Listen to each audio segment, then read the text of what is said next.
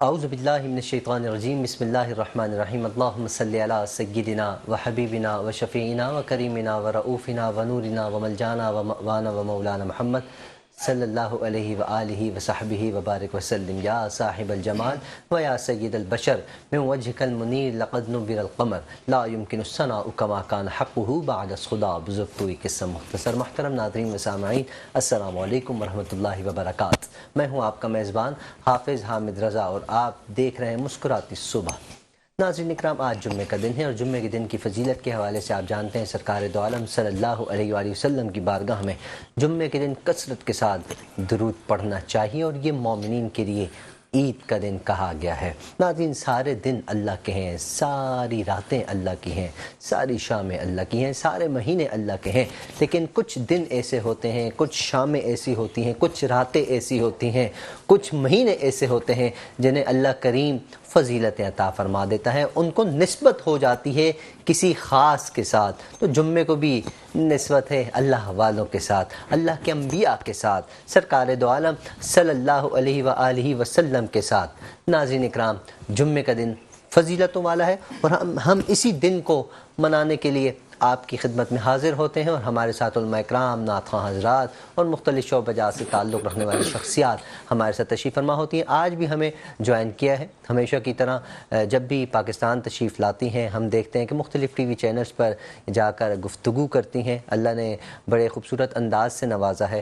امریکہ سے تشریف لائی ہوئی ہیں، وہاں بھی اگر دیکھا جائے جب انسان کسی دوسرے ملک میں جاتا ہے، اپنے ملک سے کہیں دور جاتا ہے، تو تب پتہ چلتا ہے کہ وہ کس انداز میں کام کر رہا ہے۔ تو ہم نے دیکھا ہے ہمارے ساتھ جو آج کی مہمان ہیں، میں پہلے تعارف کرا دوں، اس کے بعد ان کے بارے میں بتاتا ہوں۔ ہمیں جوائن کیا ہوا ہے جی رحیلہ فردوس صاحبہ، آئیے ان سے آپ کی ملاقات کرواتے ہیں، پھر ان سے انشاءاللہ گفتگو کا بھی آغاز کرتے ہیں۔ السلام علیکم جی۔ وعلیکم السلام۔ کیسے مزاج، خیریت سے ہیں؟ الحمدللہ بالکل ٹھیک، آپ ٹھیک ہیں؟ اللہ کا احسان، بہت بہت شکریہ آپ کا شکریہ، آپ کی تشریف آوری کا۔ مجھے یاد پڑتا ہے کہ جب ہم بہت چھوٹے تھے، کوئی 6-7 سال کے یا اس کے قریب ہی، تو تب ہم پاکستان ٹیلی ویژن لگاتے تھے، تو اس میں جب ہم نیوز سنتے تھے تو آپ ہمیں نظر آیا کرتی تھیں۔ اور اس کے علاوہ امریکہ میں اگر ہم خدمات کی بات کریں دین اسلام کے حوالے سے، وہاں نعت کو فروغ دینے میں آپ کا بہت کردار ہے۔ علماء اکرام کے ساتھ آپ کی بڑی اچھی صحبت رہی ہے۔ جب پاکستان سے جاتے ہیں علماء اکرام، نعت خواں حضرات اسپیشلی، ہم آپ کے مشکور ہیں، آپ تشریف لائیں، آپ کے ساتھ موجود ہیں، بہت خوبصورت انداز میں گفتگو فرماتے ہیں۔ پچھلے جمعے کو بھی ہمارے ساتھ تھے۔ میری مراد علامہ پیر قیصر قادری صاحب ہمارے ساتھ موجود ہیں، آئیے ان سے بھی ملاقات کرتے ہیں۔ السلام علیکم حضرت، کیسے مزاج، خیریت سے ہیں؟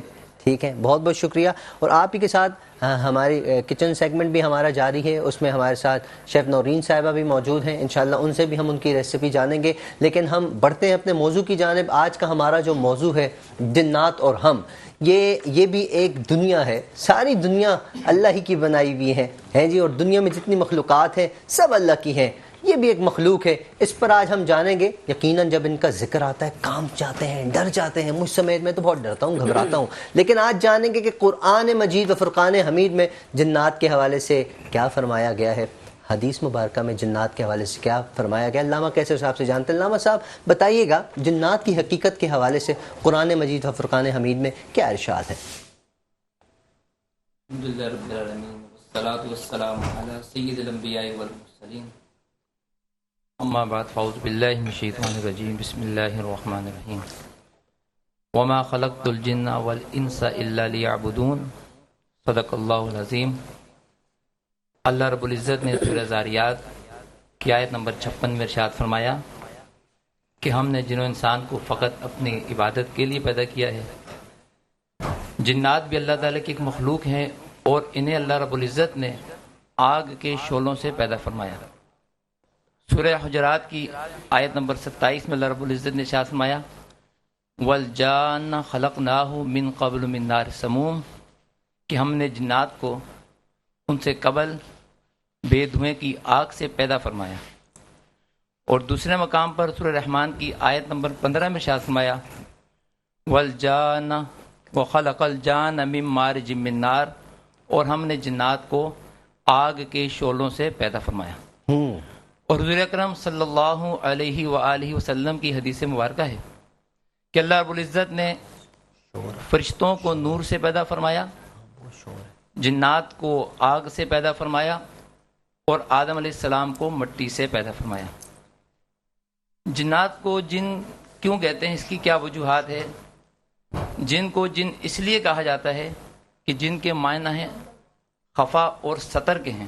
خفا اور سطر کے، یہ جن کے معنی ہیں لغوی معنی لغت میں خفا اور سطر کے ہیں، اور یہ عام لوگوں کی نگاہوں سے پوشیدہ ہوتے ہیں، اسی لیے تو انہیں جن کہا جاتا ہے۔ اور اس کے متعلق اچھا جن کو نظر آتے ہیں ان کو کیا کہا جاتا ہے پھر؟ عام لوگوں کی آنکھوں سے جنات تو کی قسمیں ہیں، جو نظر آنے والے ہیں وہ الگ ہوتے ہیں، اچھا۔ اور جو دوسرے ہیں وہ الگ ہوتے ہیں۔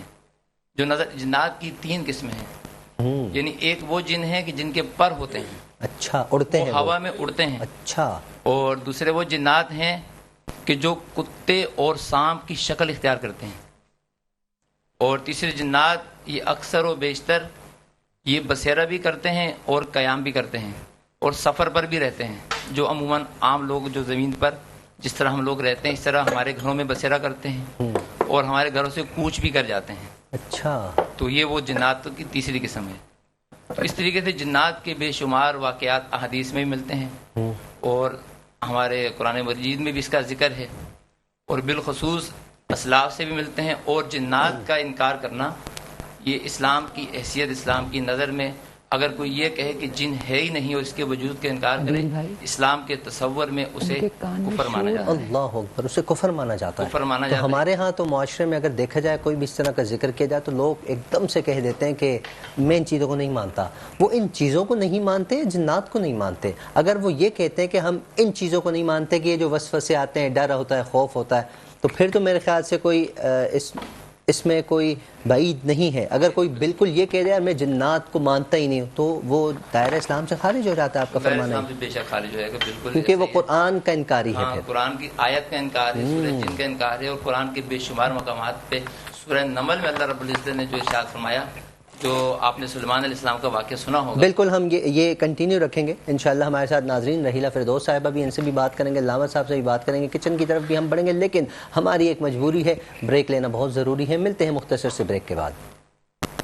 ویلکم بیک ناظرین، آپ دیکھ رہے ہیں مسکراتی صبح، میں ہوں آپ کے ساتھ حافظ حامد رضا۔ ہمارے ساتھ رحیلہ فردوس صاحبہ بھی موجود ہیں، علامہ پیر قیصر قادری صاحب بھی موجود ہیں۔ ہم بڑھتے ہیں کچن کی جانب، کچن میں جاننے کی کوشش کرتے ہیں کہ کیا ریسیپی بننے جا رہی ہے اور کہاں تک پہنچی ہے۔ جی السلام علیکم شیف نورین صاحبہ۔ وعلیکم السلام ورحمۃ اللہ وبرکاتہ، کیسے ہیں آپ؟ الحمدللہ، آپ کیسے ہیں؟ آپ خیریت سے ہیں؟ جی الحمدللہ، اللہ کا شکر جی، ہے۔ ہمارے ناظرین بھی جاننا چاہ رہے ہیں جی ریسیپی آپ کی کہاں تک پہنچی ہے، پلیز بتائیے۔ آج ہم بنا رہے ہیں ہرا چکن نگٹس۔ تو ہرا والا ایلیمنٹ ہم نے خود ہی ایڈ کیا ہے۔ میں ذیشان بھائی کو بھی یہی بات بتا رہی تھی کہ آج کیونکہ بچوں کا دن ہوتا ہے، کچن میں ہم ایسی ریسیپی بناتے ہیں جو بچوں کے لیے ہو اور وہ لنچ باکس میں یا ناشتے میں آپ دے سکیں۔ ظاہر ہے فرائیڈے کو میں آتا ہوں، میں بچہ ہی ہوں تو میرا دن ہے آج کا جی ایسے ہی۔ تو اب یہ ریسیپی ایسی ہے، نگٹس جو ہیں وہ بچوں کے بہت زیادہ فیوریٹ ہیں، جس کی وجہ سے خواتین جو ہے وہ گھر میں فروزن نگٹس لا کے رکھتی ہیں، ٹھیک ہے۔ اور ہوتا کیا ہے کہ اس کی وجہ سے کافی جو ہے وہ بچے بیمار ہو جاتے ہیں، لیکن وہ اس کے اتنے ان کی فیوریٹ چیز ہے کہ وہ ضد کر کے منگواتے ہیں۔ تو ہم نے سوچا کہ ہم اس کی ریسیپی شیئر کریں تاکہ گھر میں ہیلدی وے میں آپ نگٹس بنا کے فریز کر کے رکھ لیں اور اس کو آپ یوز کرتے رہیں، ٹھیک ہے، اور آپ کے بچے بیمار بھی نہیں ہوں اور ان کی خواہش بھی پوری ہو جائے، ہیلدی چیز، گھر کی بنی ہوئی چیز آپ کر سکیں۔ نگٹس کو ہم نے کیا کیا کہ چکن کو اس کے مسالوں کے ساتھ، جس میں کالی مرچ ہے، نمک ہے، دھنیا ہے، ساری جو انگریڈینٹس ہیں اس کے ساتھ ہم نے جو ہے وہ میرینیٹ کیا ہلکا سا 2 منٹ کے لیے، اس میں سارے مسالے ملا کے، اور اس کے بعد جو ہے اس کی میرینیشن کے ساتھ ہی اس کو ہم نے چاپر میں جو ہے وہ چاپ کیا۔ جب اس کا ایک پیسٹ بن گیا، اچھا اس کے ساتھ اس میں ایک بریڈ کا جو ہے وہ سلائس تھا، اور ساتھ میں اس کو دودھ سے بالکل نرم کر لیا تھا ہم نے اس بریڈ کو، ٹھیک ہے۔ اور ان ساری چیزوں کو ملا کر ہم نے چاپر میں چاپ کر لیا، اور پھر یہ ایک پیسٹ بن گیا۔ پھر ہم نے ایک جو ہماری کاؤنٹر ہے اس پر کلنگ فلم بچھا کے، آپ کے پاس اگر گھر میں کلنگ نہیں ہے تو آپ شاپر بھی بچھا سکتے ہیں، جو پلاسٹک کے شاپرز آپ کے پاس آتے ہیں، بہت سارے جمع ہو جاتے ہیں، اس کو اچھا سا کلین کر کے آپ اس پہ بھی یہ کام کر سکتے ہیں۔ اس کے اوپر جو ہے، اور ایون ورکنگ میٹ ہوتے ہیں گھروں میں، اس پر جو ہے وہ آپ کر سکتے ہیں۔ تھوڑا سا آئلنگ کیا تاکہ اس پہ یہ پیسٹ چپکے نہیں آپ کے سرفیس پہ، اور پھر اس کو اسپریڈ کر کے جتنی موٹائی آپ کو رکھنی ہے، میں نے زیادہ تھک نہیں رکھے ہیں، اور پھر اس کے بعد ان کے ہم نے کیوبس کاٹ لیے، اور اس کو اب فریز کرنے رکھا ہے تاکہ تھوڑا سا شیپ لے لیں, کیونکہ وہ مجھے اٹھانا ہے, ہینڈل کرنا ہے, اور اس کے بعد جو ہے وہ اس کی کوٹنگ ہوگی پہلے کارن فلاور میں, پھر ایگز میں, اور پھر اس کے بعد کرمز میں, تو اور اس کے بعد یہ فرائی ہوں گے. ٹھیک ہے, اچھا ساتھ میں نگیٹس ہوں اور اس میں کوئی ساس نہیں ہو, یہ نہیں ہو سکتا, کیونکہ اس کے ساتھ کوئی مزیدار ڈپ ہمیں چاہیے ہوتی ہے. تو ایک ایزی ڈپ ہے جو آج میں شیئر کر رہی ہوں, بالکل ڈفرینٹ ہے, اس سے پہلے ہم نے نہیں شیئر کری ہے. یہ ہے چکن ہنی ساس ہے, جس کے اندر ہم نے میونیز لیا ہے, پلین میونیز. ٹھیک ہے, اور اس کے علاوہ جو ہے وہ چلی گارلک ساس لیا ہے ہم نے, اور تھوڑا سا جو ہے وہ ہم نے اس میں مسٹرڈ پیسٹ لیا ہے.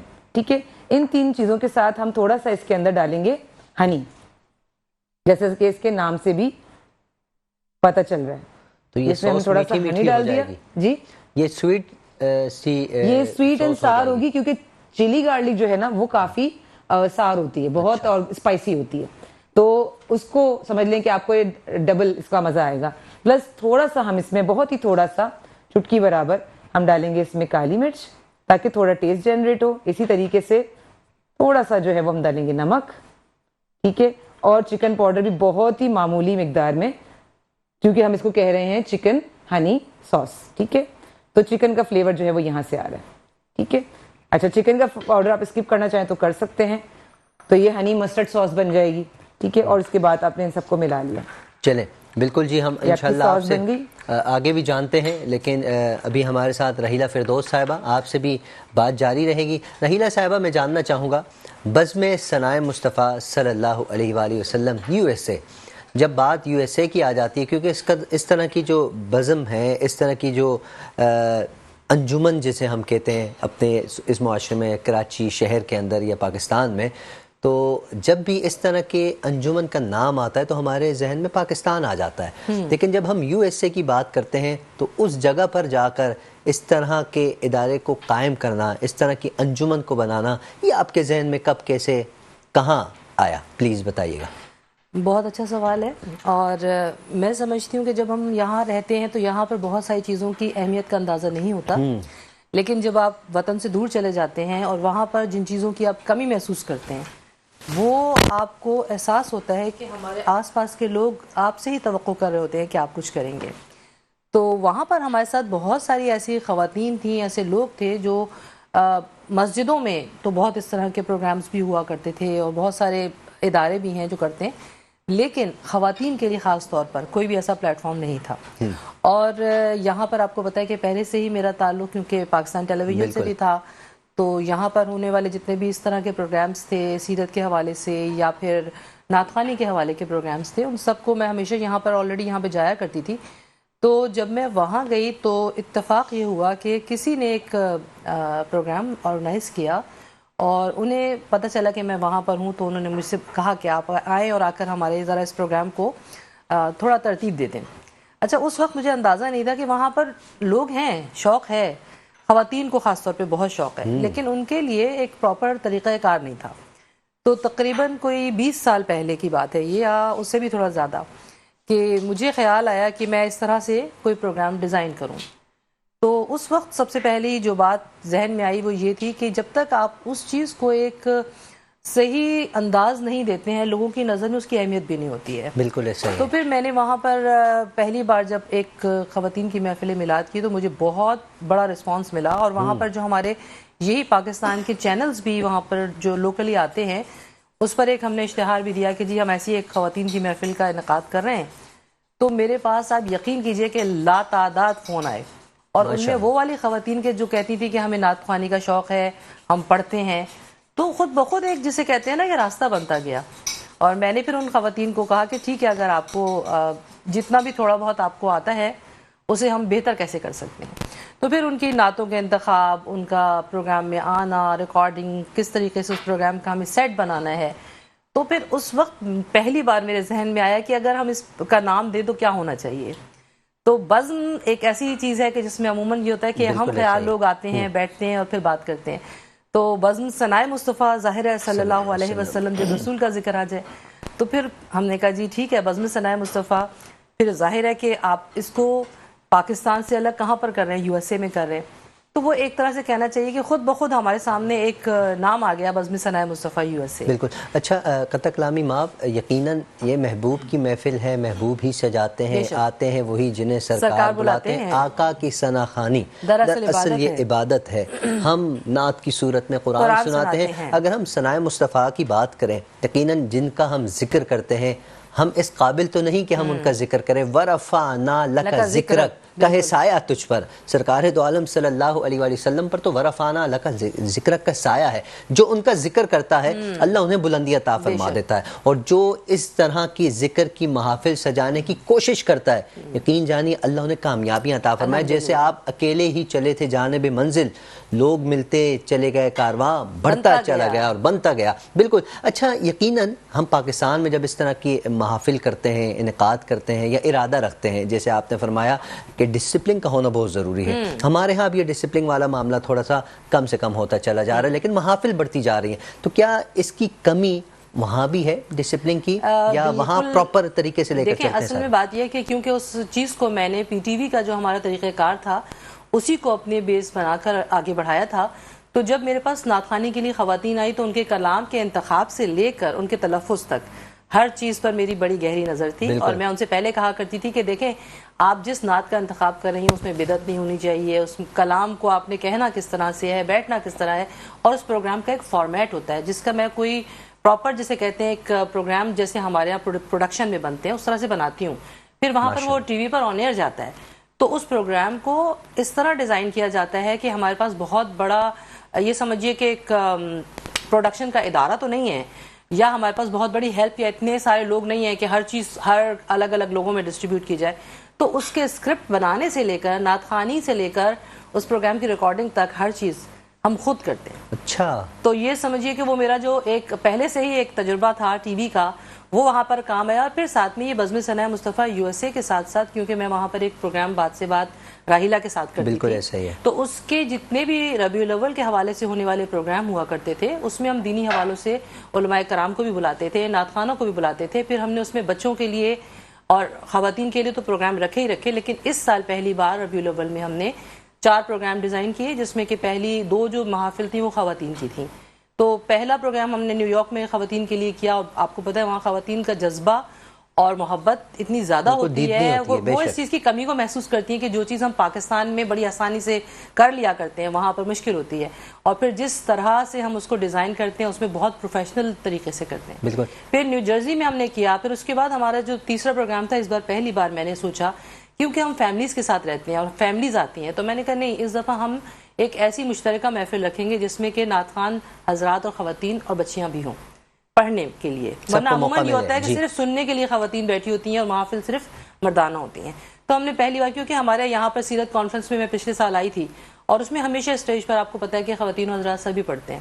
بالکل. تو وہ پھر ہم نے کیا. پھر چوتھا پروگرام ہمارے یہاں سے ایک معروف نعت خوان آئے تھے ہمارے اس پروگرام میں نیو یارک میں، تو ایک محفل نعت ہم نے ان کے ساتھ کی تھی. ان کا نام کیا؟ ان کا نام آپ سبھی جانتے ہیں، وہ ہیں محمود الحسن اشرفی. ماشاءاللہ بہت خوبصورت، بہت اچھا پڑھتے ہیں. اور الحمدللہ وہاں پر ہمارے ہاں جو ہے آپ کو پتہ ہے جب اس دفعہ پہلی دفعہ آئے تھے وہ اس سے پہلے ہمارے اور بہت سارے نعت خوان وہاں آتے ہیں اور وہ میرے پروگرام کے مہمان بنتے رہے ہیں. وہ پکچرز بھی میں نے دیکھی تھی. بالکل آپ کی جو محافل ہیں اور جس طرح آپ وہاں منعقد کرتی ہیں نو ڈاؤٹ اپریشیٹ کرنا چاہیے، کیونکہ ہم ملک پاکستان کے اندر رہتے ہوئے بھی ہم اس طرح کی محافل کا انعقاد نہیں کر سکتے. جہاں آپ مشکلات کی بات ہے میں اس پر بھی کوشش کروں گا کہ صرف یہاں سے ایک ذرا سی اور بڑھا دوں گی کہ یہاں ہمارے پروگرامز آخر میں لوگوں کی نظر میں اس حد تک معتبر ہو گئے الحمدللہ اللہ کے کرم سے کہ ہمارے پروگرامز جو ہیں پھر ہم نے کانسلیٹ میں، پاکستان کانسلیٹ میں، نیو یارک میں اور ایمبیسی میں بھی کیے.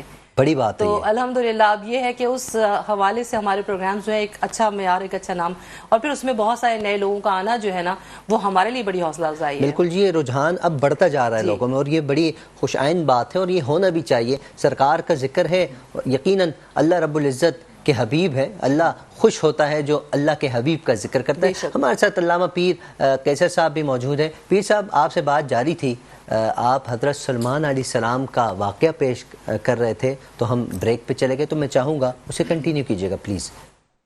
جی بالکل. الحمدللہ اللہ رب العزت نے سورہ نمل کی آیت نمبر 39 میں ارشاد فرمایا قال عفریت من الجن انا آتیک بہ قبل ان تقوم من قبل अन तक़ूम मिन क़ौमिही व इन्नी अलैहि लक़वियुन अमीन।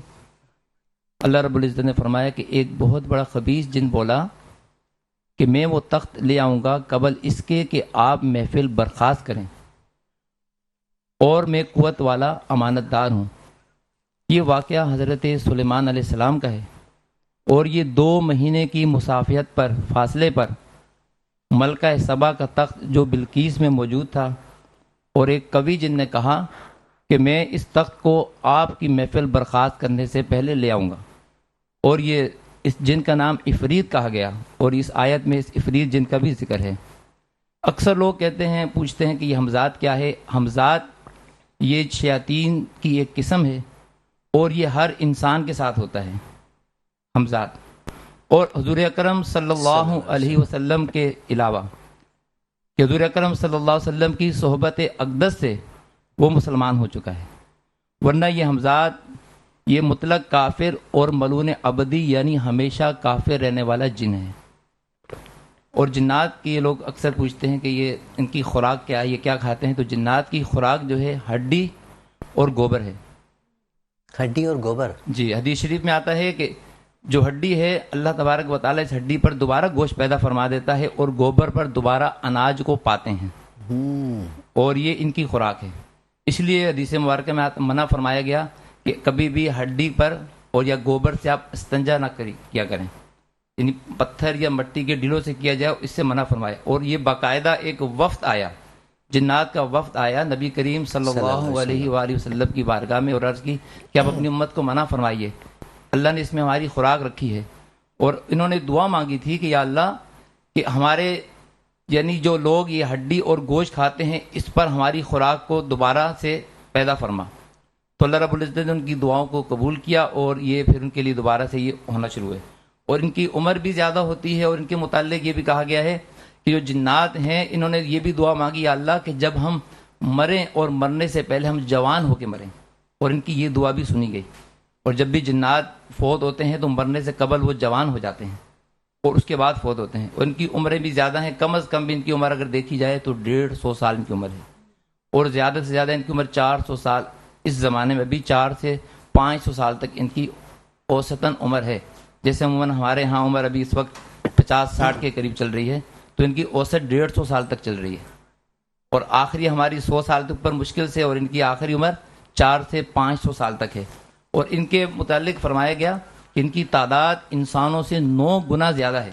हदीस पाक में आता है, हज़रत अब्दुल्लाह इब्न उमर रज़ियल्लाहु तआला अन्हु से मरवी है, फरमाते हैं कि चौथी ज़मीन के नीचे और तीसरी ज़मीन के ऊपर इतने जिन्नात हैं कि अगर वो सब बाहर आ जाएं तो तुम सूरज की रोशनी को ना देख पाओ। अल्लाहु अकबर। इतनी जिन्नात की अक्सरियत है।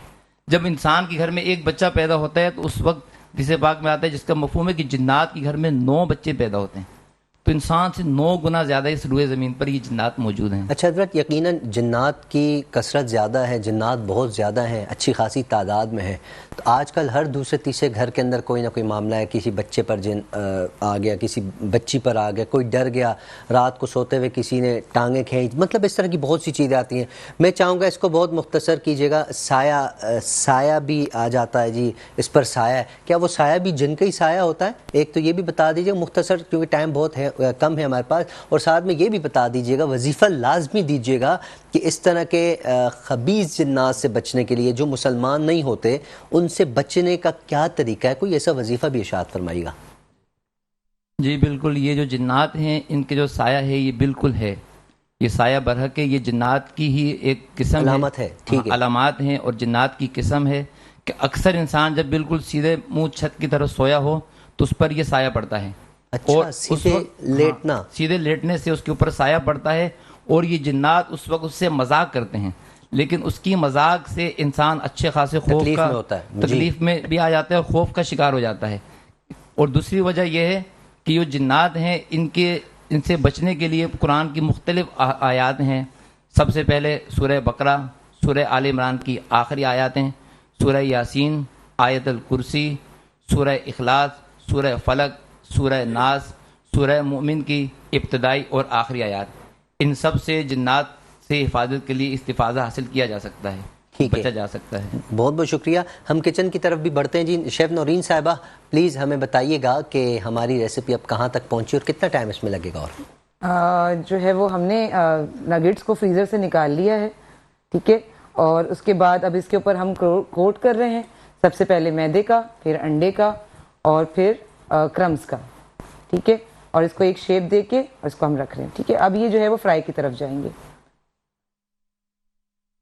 اور یہ کتنی دیر میں ہمارے پاس تیار ہو جائے گا؟ کیونکہ اب پروگرام ہارڈلی 2 to 3 منٹس۔ اچھا ٹھیک ہے، انشاءاللہ پھر بڑھتے ہیں۔ رحیلہ فردوس صاحبہ ہیں ہمارے ساتھ جی۔ رحیلہ صاحبہ میں جاننا چاہوں گا، مشکلات کی آپ نے بات کی، وہاں محافل سجانے میں، انعقاد کرنے میں، جیسے ہمارے ہاں ایسا ہے گلی میں سجا دی، گھر کی چھت پہ سجا دی، کسی سے پوچھنے کی ضرورت بھی نہیں۔ ہاں کچھ ایریاز ایسے ہیں پاکستان کے اندر بھی، کچھ علاقے ایسے ہیں، کچھ سٹیز کے اندر کچھ علاقے ایسے ہیں جہاں اجازت لی جاتی ہے، تو وہاں گھر کے اندر محفل کریں یا گھر کی چھت پر کریں یا کسی ہال میں کریں، کیا اس کی پرمیشن لینی پڑتی ہے اور کتنے دن پہلے لینی پڑتی ہے؟ اس میں مشکلات بھی کچھ آتی ہیں یا نہیں، بتائیے گا پلیز۔ ایکچولی اس میں جو آپ نے بات کی گھروں کی چھت وہاں تو ہوتی نہیں، اچھا، اس لیے کہ وہاں آپ کو پتہ ہے ویدر اس طرح کا ہے کہ وہاں پر تو برف پڑتی ہے، تو گھروں کی چھتیں نہیں ہوتی ہیں، لیکن آپ اپنے جی گرمی سردی لیکن چھت نہیں ہوتی ہے۔ چھت جو ہے وہ دوسری شیپ کی بنی ہوئی ہوتی ہے، تو چھتوں پہ اس طرح سے آپ جو سمجھ رہے ہیں نا کہ اوپن کوئی ایسی محافل ہو سکیں، ایسا نہیں ہے، لیکن لان میں کر سکتے ہیں آپ اپنے گھر میں۔ لیکن جہاں تک سوال ہے کہ ہاں ہو سکتا ہے کہ اگر کبھی ایسا ہوا نہیں، وہاں زیادہ تر جو تقریبات ہوتی ہیں یا تو آپ کسی ہوٹل میں کرتے ہیں یا پھر کسی ریسٹورینٹ میں کرتے ہیں یا پھر کسی اپنے جاننے والوں کے گھروں میں یا اس طرح، لیکن مسجدوں میں ہوتی ہیں، مساجد اور میں مساجد میں آپ کو پتہ ہے وہاں پر سب سے اچھی بات یہ ہے کہ وہاں پر ہمیں مذہبی آزادی حاصل ہے، کسی بھی طرح کے پروگرامز ہم کر سکتے ہیں۔ ایون آپ کو پتہ ہے کہ میں نے نیوز رپورٹ بنائی تھی اپنی، کیونکہ میرا تعلق نیوز سے بھی ہے، تو ابھی ہمارے یہاں ہر سال میئر آفس میں نیو یارک میں جو ہے وہ حجاب ڈے منایا جاتا ہے، اور اس میں ہماری جو پاکستان کی خواتین ہیں یا دوسرے بھی ممالک کی خواتین ہیں جو حجاب پہن کے پولیس ڈپارٹمنٹس میں بھی کام کر رہی ہیں اور جو مختلف اداروں میں کر رہی ہیں، وہ سب وہاں جمع ہوتی ہیں، اور میئر کی طرف سے ہر سال وہ پروگرام ہوتا ہے۔